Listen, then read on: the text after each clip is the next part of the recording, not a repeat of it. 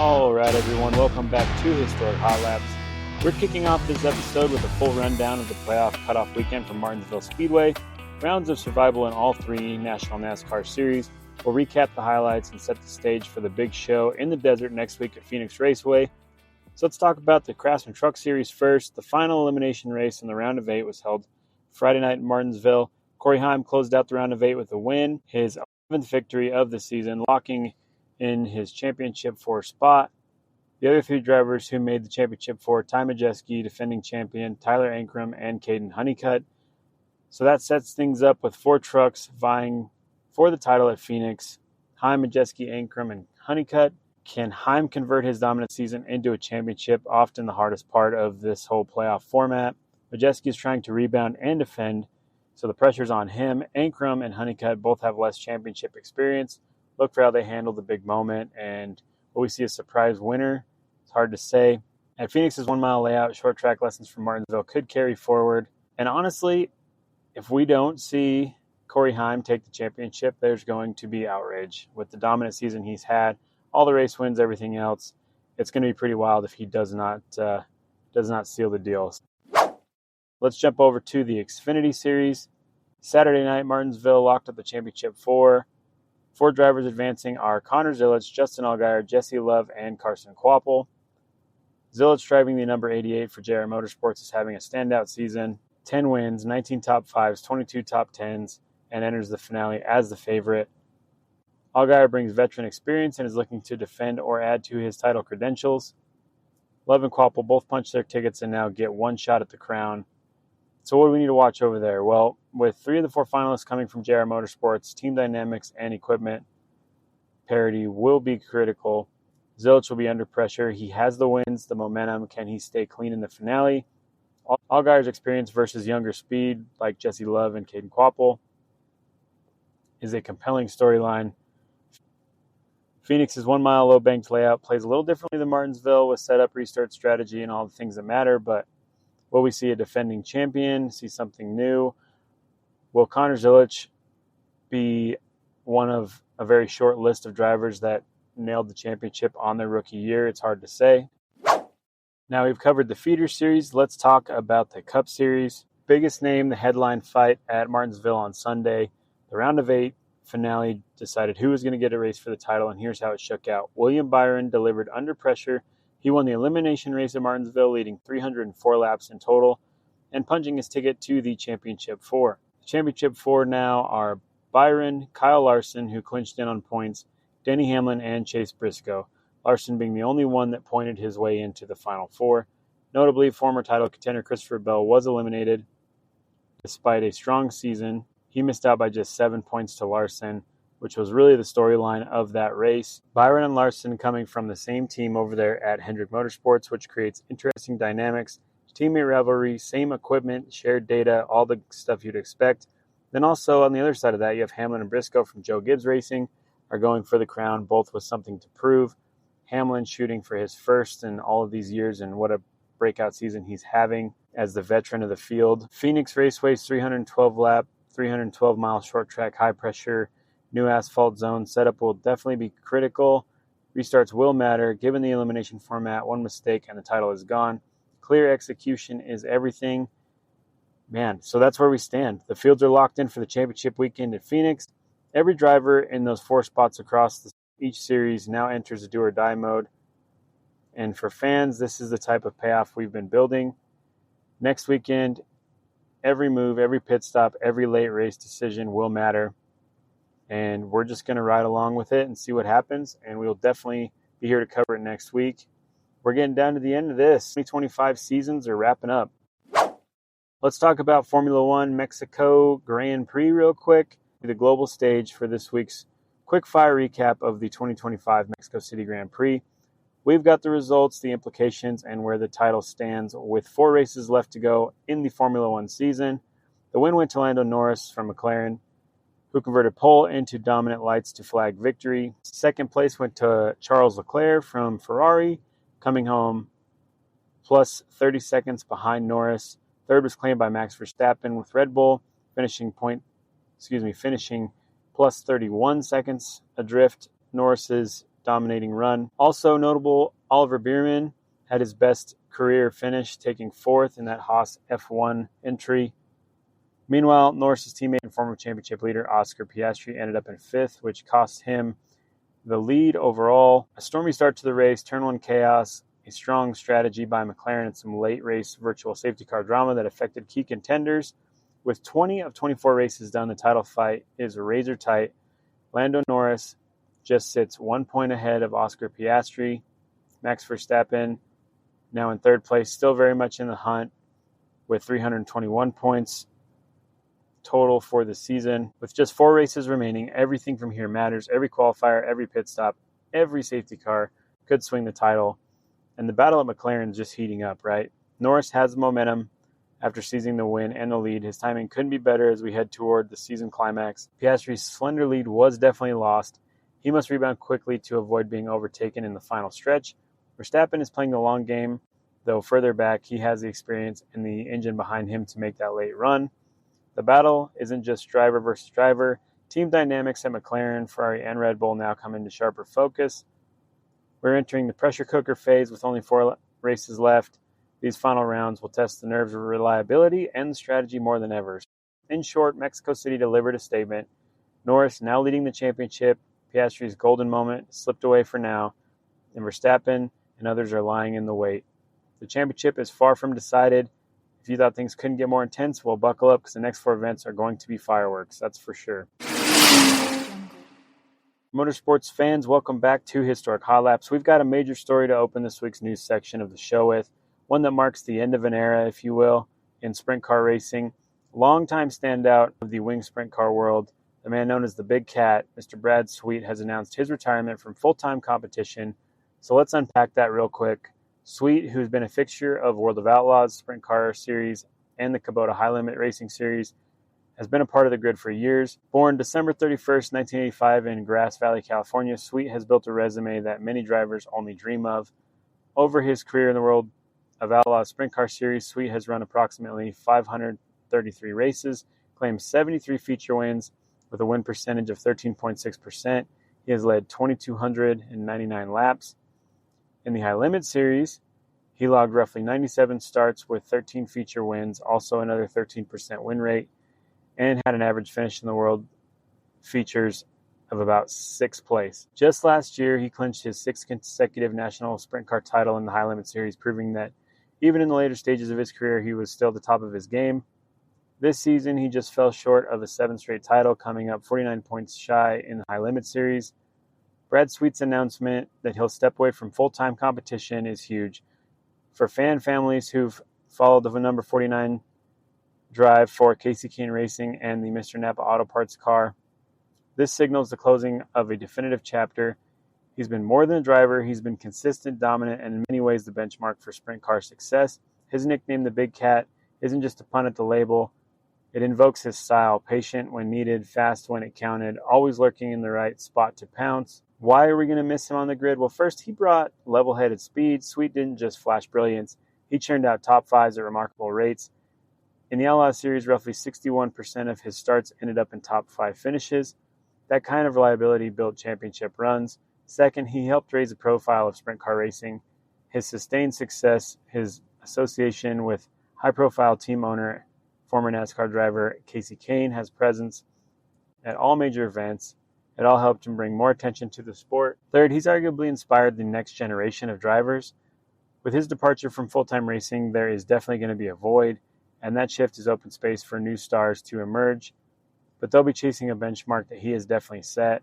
While Sweet is stepping away from full-time competition, it's not a full goodbye. The team has already named the replacement for 2026, signifying Sweet's partial shift rather than a complete exit.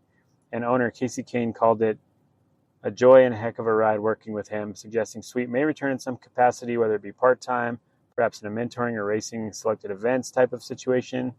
But there you have it. Brad Sweet, the Big Cat, 6-time national champion sprint car stalwart, has announced his retirement from full-time wheel workshops. The grid will look different without him. The competition will feel his absence, and the sport will notice the turning of an era. Now for the next chapter at the saga, over there at Casey Kane Racing, as one legend steps back, another gears up to step into the spotlight. After the departure of six-time champion Brad Sweet, Kasey Kahne Racing has officially named the successor for the 2026 season, 21-year-old rising star Dason Pursley. So who is Dason Pursley? Well, he's a young driver out of Locust Grove, Oklahoma. Pursley made waves in his first full season in a 410 wing sprint car world when he earned Rookie of the Year honors on the High Limit Racing Series Tour. In 2025, he also compiled a standout resume with 8 victories across different classes, wingless sprint cars, USAC Silver Crown, midgets, and a win with High Limit. Notably, his career also includes a major comeback story, a crash that broke his C4 vertebrae as a teenager, yet he returned to race at the top level. Pursley will pilot the number 9 entry for KKR rather than the number 49, formerly driven by Sweet. He may make his debut at KR as early as the upcoming November World Finals, though that's still up in the air according to the announcement. His job is to fill the seat of a driver who set the benchmark in the sport, which is definitely no small task. Marks a clear turning page from dominance of Brad Sweet to an injection of youth and promise. For KKR, it's a strategic bet investing in a driver who shows versatility, resilience, and the hunger to make his mark. For fans, it opens up a new storyline. How will Pursley adapt to KKR environment? Can he deliver consistency, wins, and perhaps even a championship like Sweet did? Pursley comes into some huge shoes to fill. Sweet's legacy is immense, and KKR's expectations will be high. The change of car number means the symbolic link to Sweet is gone. Pursley is not being handed the number 49 seat, but the number 9, which signals both change and opportunity. We'll be watching how quickly he settles in, how the team supports him, and whether the era of KKR dominance continues under new leadership. Moving over to some news in the NASCAR world, we're going to shift some gears here. We have a strong headline for the 2026 season. Young standout Rajah Caruth is making a bold move that could change and reshape his trajectory into NASCAR. The senior team at JR Motorsports, also known as JRM, has officially announced that Caruth will join their lineup part-time in the 2026 season of the NASCAR Xfinity Series, soon to be known as the O'Reilly Auto Parts Series. So what's the deal with that? Caruth will pilot the number 88 Chevrolet for JR Motorsports on a part-time schedule in 2026. He currently drives full-time in the NASCAR Craftsman Truck Series for Spire Motorsports and indicated that he will continue that effort even as he expands into the Xfinity level ride. While JRM calls it part-time, Caruth himself during a live stream said the plan includes most of the year in the number 88 and then additional starts with Jordan Anderson Racing number 32 when he's not in the 88. So why is this a big step for him? Well, Caruth, who is still pretty young, born June 11, 2002, has already shown serious promise.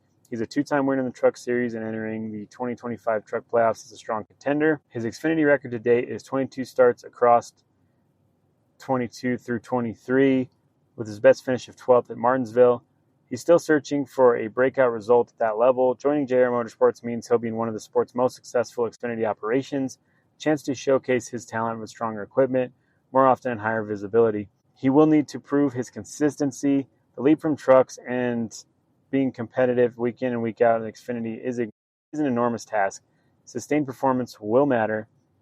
While Caruth has race wins in trucks, he has yet to develop a top 10 finish in Xfinity. That's definitely first on the checklist for him.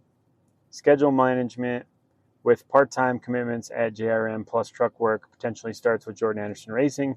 Caruth will need to execute across different cars, tracks, and series every weekend. JRM hasn't locked in a full schedule for Caruth's number 88 yet.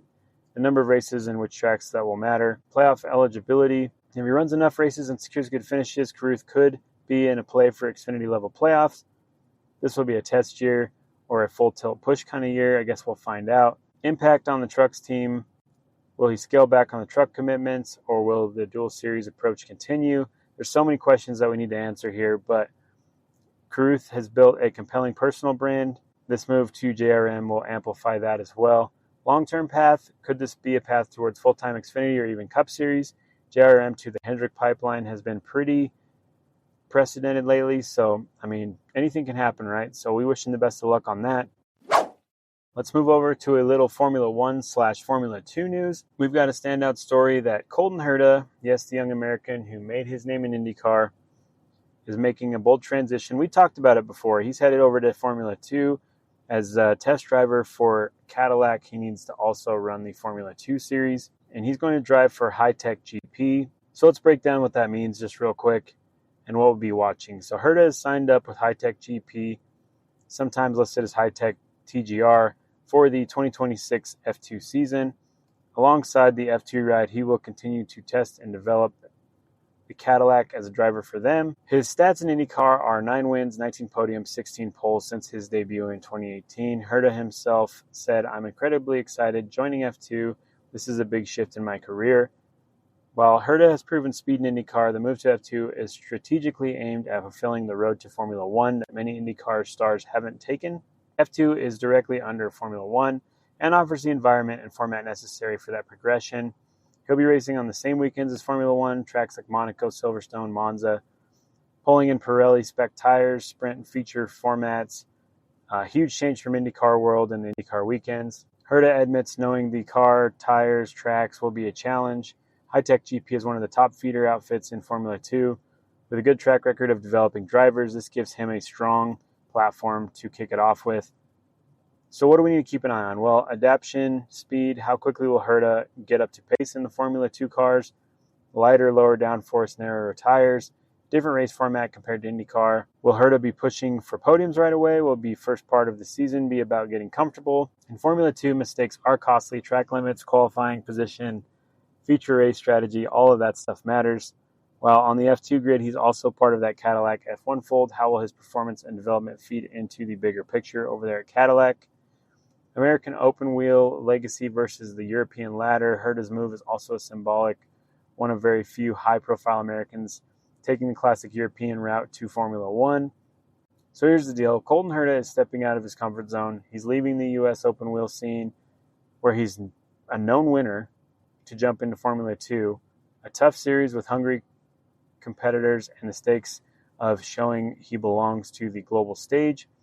While Hitech GP supports him and Cadillac F1 link in the background, this is more than just a new seat. It's a serious career statement. For the Historic Hot Lap listeners, this one's going to be fun to watch.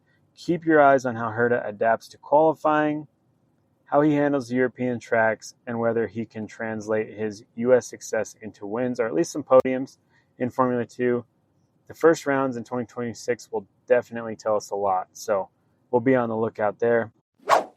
All right, now the development ladder in IndyCar is heating up. Big moves ahead of the 2026 season. 2 respected names in the paddock are expanding their operations into the Indy NXT by Firestone feeder series, and both moves signal serious intent.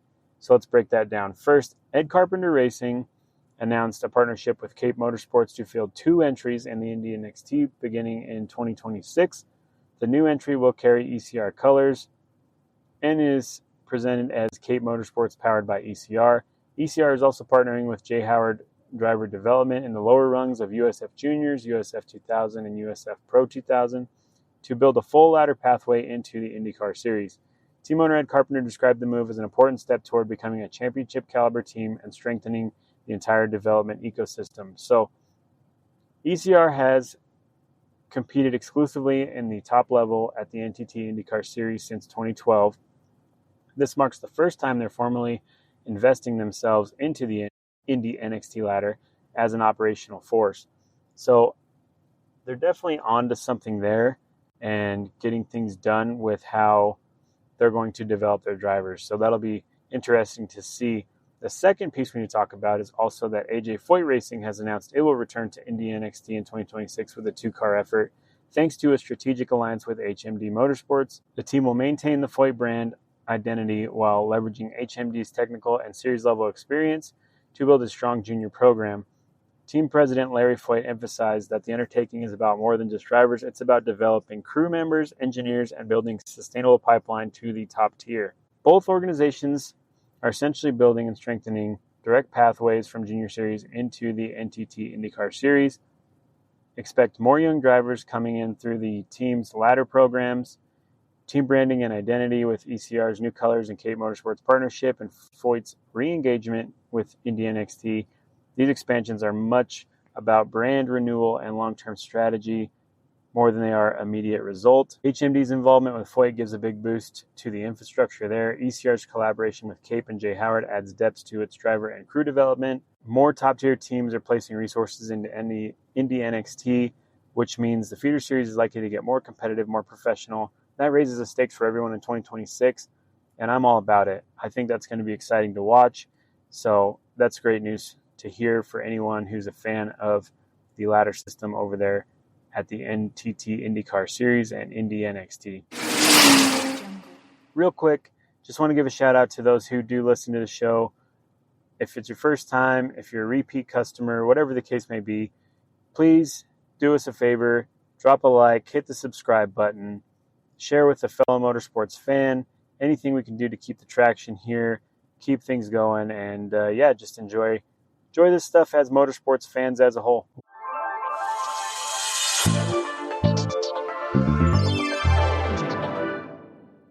Welcome back to the history side of this podcast. Today's deep dive is going to take us into the story of a company that many motorsports fans definitely know by name. Fewer know the full story. Let's talk about Lola Cars. Their track record might not be as flashy in Formula One as some names, but when you pull back on the curtain, you'll find a company that left a mark on nearly every major form of racing for decades. So the origins here, the company that became Lola Cars was founded in 1958 by British engineer and designer Eric Broadley in Bromley, later moving to Huntington, England. Broadley's early work included the Broadley Special in 1956. By 1958, he formally established Lola to pursue dedicated competition cars. From the outset, the idea was this: build race cars that privateer teams could buy and run across multiple categories. That customer car mindset would become one of Lola's major strengths. In the early years, Lola tackled front-engine sports cars, then moved into formula cars and sports prototypes. One early standout was the Lola MK6 GT, built in 1962 and 1963, with a mid-engine Ford V8 and aluminum monocoque design, which was quite forward-thinking for the time, definitely highly engineered. Even more interesting, Ford took notice of the MK6 design and used it as a springboard in developing their legendary GT40 program. By the early 1960s, Lola entered Formula One as a constructor with the Lola MK4 and derived cars from that period. So you've got this picture, an innovative outfit, pushing boundaries, building cars across disciplines, not just a one niche kind of deal. Let's talk about the golden era in customer racing. This is where Lola definitely, truly flourished.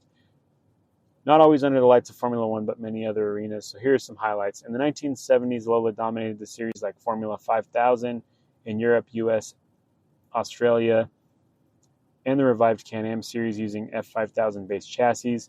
Take the Lola T333 CS, built for Can-Am in 1977. It scored 21 wins, 3 championships between 77 and 79, and so many more top 5s, top 10s, podiums, and everything else.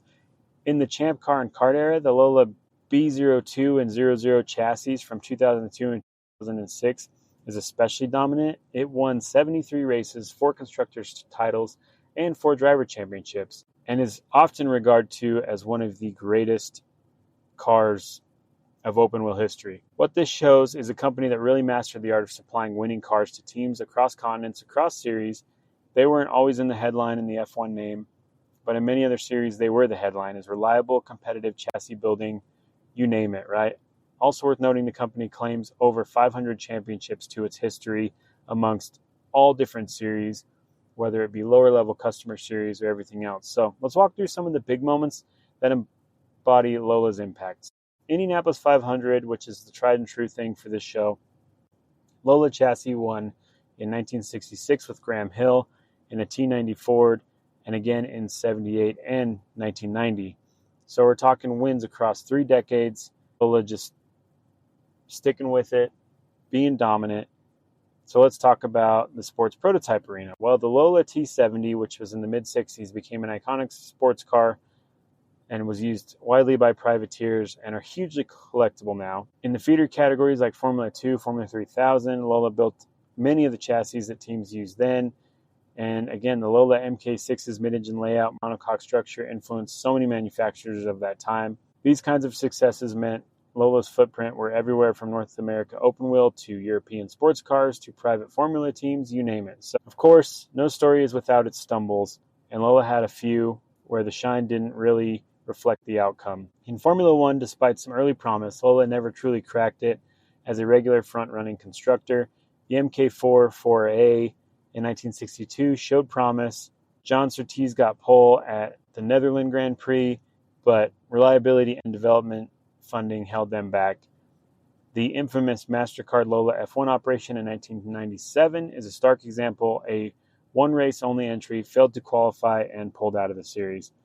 Economic pressures, shifting rules in many categories, especially endurance and prototypes, and the rise of specialist chassis makers narrowed Lola's domain. So while the name was highly respected, their Formula One chapter remains to be more of a what could have been than a what was. In the late 2000s and early 2010s, the company struggled. In 2012, Lola ceased operations in its then form, but the story doesn't end there. In 2022, the assets and brand were acquired by investor driver Till Beckensheimer with the goal of bringing Lola back, not as a nostalgia act, but as a modern motorsport engineering and design business. In fact, a 2024 report notes Lola's return to single-seater racing, planning a technical partnership in the electric era. That revival angle gives a story to a second act type of feel, old heritage, new technologies, whether it be electrification, sustainable fuels, etc. Why does Lola matter for motorsports? Well, let's pull back and ask, why do we care what the takeaway is for the fans here?